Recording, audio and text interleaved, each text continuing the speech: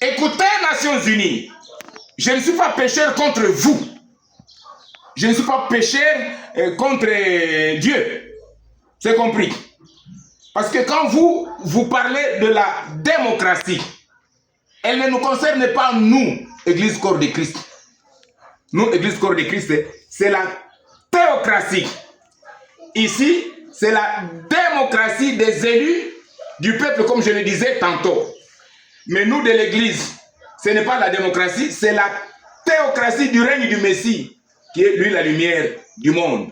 Au Congo, comme nous sommes en guerre, ce n'est plus la démocratie au Congo, c'est maintenant la théocratie au Congo. Donc le règne de Dieu, qui est un règne de lumière, règne de vérité, règne de justice, règne de l'amour envers Dieu et envers le prochain. C'est ça la théocratie.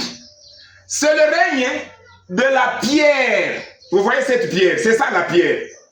Une pierre qui s'est détachée de la montagne sans le secours d'aucune main, qui est descendue et qui a frappé le royaume des Nations Unies jusqu'à se transformer en royaume qui ne passera plus jamais sous le royaume des ténèbres des Nations Unies. Maintenant, je vais vous expliciter d'où vient cette pierre qui s'est détachée de la montagne sans le secours d'aucune main.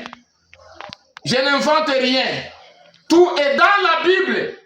Constitution suprême, inviolable, irrévocable. Ce n'est pas parce que vous dites notre État, c'est un État laïque. Nous n'allons qu'écouter la voix de la communauté internationale.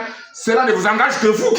Chez Dieu, pas question de laïcité de l'État. Parce que c'est lui Dieu qui a créé tout le monde. Alors, si vous parlez, mais Dieu aussi parle.